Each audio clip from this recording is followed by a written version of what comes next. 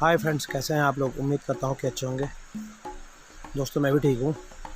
आज मैं आपको हमारे उत्तराखंड में जो प्राचीन काल में पानी के स्रोत हुआ करते थे, जैसे नौले और पानी के धारे, ये सारी चीज़ें हुआ करती थी। लोग यहीं से पानी पिया करते थे। तो उसी में से आपको मैं एक पानी का प्राकृतिक स्रोत अभी दिखाता हूँ, जो धारे के रूप में है।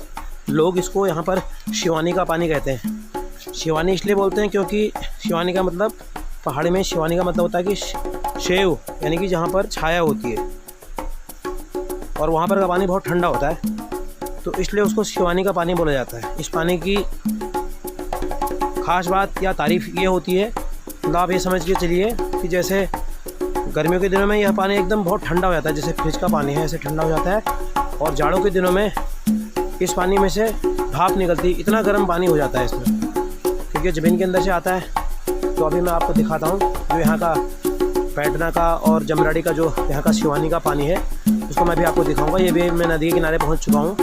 ये यहाँ की लोकल की नदी है, लोकल नदी है। और सामने जो है जमराड़ी गाँव दिख रहा है, इधर नीचे टकुरा ब्रिज पूरी नदी है। और इधर ये जो नदी दिख रही है, ये नदी आगे जाके कंचो में जाके गौला नदी में मिल जाती है, और एक गौला नदी आगे जाके हल्द्वानी में जाके मिलती है। फिर नीचे जाके इसका नाम जो होता है गार्गी नदी होता है। ये देखिए कितना अच्छा यहाँ का दृश्य है, प्राकृतिक दृश्य। नदी है यहाँ पे, इस नदी में मछलियाँ भी पाई जाती हैं। लोग यहाँ पर जो है सीजन के टाइम पे शायद कभी कभी मछलियाँ मार भी लेते हैं। बाकी ऊपर ऊँची ऊँची पहाड़ियाँ, आज आसमान में यहाँ पे बादल हैं। इधर ऊपर जमराड़ी का गाँव दिख रहा है, और बीच में यहाँ पर बरसात हुई थी तो यहाँ पर पूरा बंधक टूट गया है। नीचे यहाँ पर एक कपड़ा दिख रहा है, यहाँ पर बंधक हुआ करता था बरसात से पहले, और वो बंधक यहाँ पर इसलिए बनाया जाता है ताकि पानी को रोक सकें। और रोकने के बाद नीचे गूल द्वारा, एक सिंचाई विभाग द्वारा यहाँ पर नहर बनाई गई है।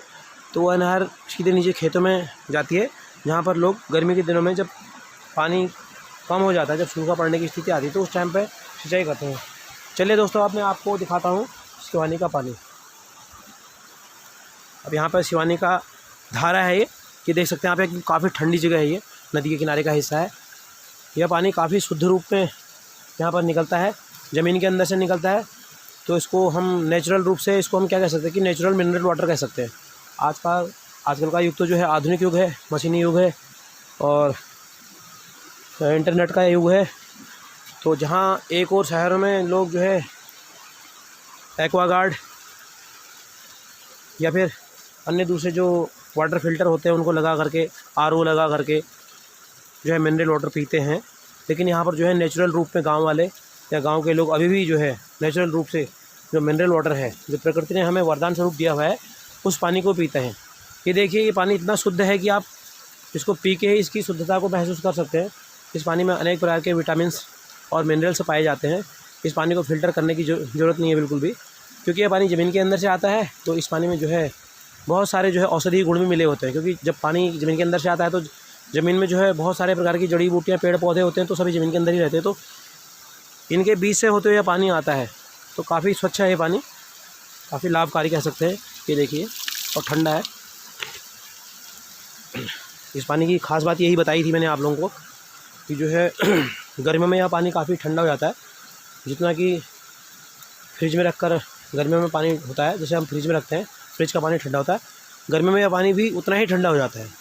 और जाड़ों में इसके जस्ट उल्टा, मतलब आजकल सुबह के टाइम पर अगर आप यहाँ पर आएंगे नहाने के लिए, तो इस पानी में से भाप निकलती है और पानी गर्म रहता है। पानी मतलब दिखने में यह धारे का पानी लग रहा है, तो इसको सुबह सुबह अगर हम देखेंगे तो हमको लगेगा कि शायद यार जो अगर हम यहाँ पे नहाएंगे तो हमें बहुत ठंडा लगेगा, लेकिन इस पानी में से भाप निकलती है। यही इस पानी की खासियत है। और यह पानी काफ़ी गर्म होता है, तो नहाने में बिल्कुल भी ठंडा नहीं लगता है। तो इसको हम, यहाँ के लोग इसको शिवानी का पानी कहते हैं। शिवानी का मतलब शेव, शेव का मतलब खाने वाला शेव नहीं। पहाड़ी में शेव का मतलब होता है छाया, यानी कि यहाँ पर छाया रहती है, पेड़ों के नीचे रहते हैं, तो छायादार, यानी कि ऐसा पानी जहाँ जो छायादार जगह पे होता है और प्रकृति से जो है अपने आप नेचुरल रूप में बाहर निकलता है, और जो एकदम साफ़ और स्वच्छ होता है। जैसे यहाँ पर ये धारा है, लेकिन हमारे पहाड़ों में कहीं कहीं पर ऐसा होता है कि यह पानी नौले के रूप में भी होता है। पानी जो इकट्ठा हो जाता है, यहाँ पे तो थोड़ा ऊंची, ये देखो ऊंचे पहाड़ में से आ रहा है तो यहाँ पर धारे का रूप ले लिए। लेकिन कहीं पर क्या होता है कि ज़मीन समतल होती है तो वहाँ पर पानी इकट्ठा हो जाता है, तो उसको साफ़ करके वहाँ पर नौला बना हुआ होता है। तो प्राचीन काल में लोगों ने वहाँ पर नौले बनाए हुए हैं, तो नौलों में भी जो है साफ़ पानी होता है। तो इस पानी को काफ़ी शुद्ध माना जाता है। तो यहाँ पर क्या होता है कि हमारे कुमाऊँ में या फिर ये समझ लो कि हमारे उत्तराखंड में या फिर कहीं भी समझ लीजिए पूरे उत्तराखंड में, जब यहाँ पर गाँव में शादी ब्याह होते हैं तो उसके बाद जब दूल्हा जो है दुल्हन को लेके घर वापस आता है तो उसके बाद एक मुकुट उतारने की प्रथा होती है। जब शादी कंप्लीट हो गई, दूल्हा जो है दुल्हन को घर लेके आता है तो उसके बाद उनके मुकुट उतारे जाते हैं। तो मुकुट घर पे ही नहीं उतारे जाते हैं, तो उन मुकुटों को उतारने के लिए यहाँ पर पूरे घराती लोग, जितने भी दूल्हे के घर वाले हैं या बहनें उनकी जो भी, सब लोग दूल्हा दुल्हन को लेकर यहाँ पर आते हैं। और यहाँ पर उनके जो है पानी के ऊपर जो है यहाँ पर पहले उनके सेहरा, उनका मुकुट, सारी चीज़ें उतारी जाती है। उस पानी के ऊपर की तरफ को यहाँ पर रखा जाता है और इस पानी की पूजा की जाती है। तो यहाँ पर भी उनके द्वारा कुछ रस्में और कस्में निभाई जाती हैं। तो उसके बाद दुल्हन जो होती है लोटे से पानी ले जा करके, एक मटके में पानी ले जा करके परिवार के सभी जो बुजुर्ग सदस्य हैं उनको पानी पिलाती है। तो इस प्रकार से यह भी हमारे पहाड़ में जो है यह परंपरा भी काफ़ी प्रसिद्ध है। तो इस पानी को जो है काफ़ी साफ़, स्वच्छ, शुद्ध माना जाता है। तो यहाँ पर किसी भी प्रकार की अशुद्धि नहीं फैलाई जाती, सब लोग इसका जो है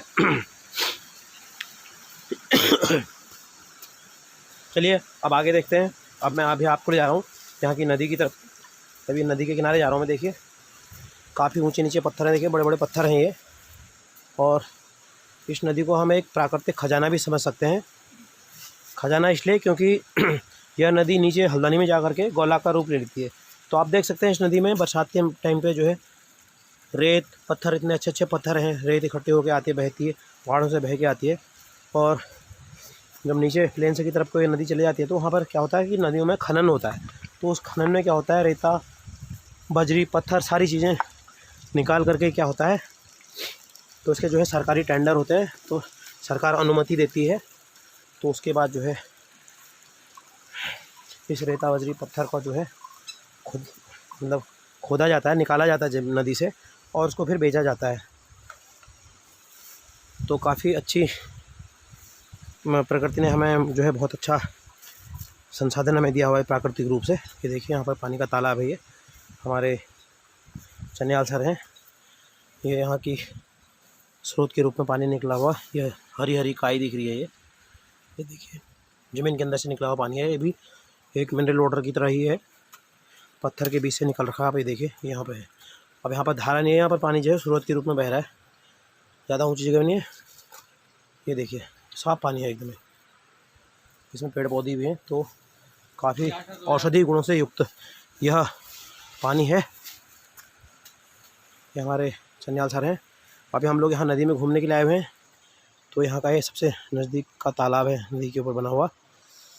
तो काफ़ी अच्छा लग रहा है हमें यहाँ पर अभी। तो मैंने सोचा कि इसी बहाने आप लोगों को भी दिखाऊं। तो दोस्तों आप भी प्रकृति के इस दृश्य का आनंद लीजिए। तो बाकी बातें जो है नेक्स्ट ब्लॉग में होंगी। उम्मीद करता हूं कि आप लोगों को मेरा यह ब्लॉग पसंद आएगा और आप लोग इसको लाइक भी करेंगे, शेयर भी, और मेरे चैनल को सब्सक्राइब करेंगे भी और करवाएंगे। धन्यवाद। नेक्स्ट ब्लॉग में मिलते हैं।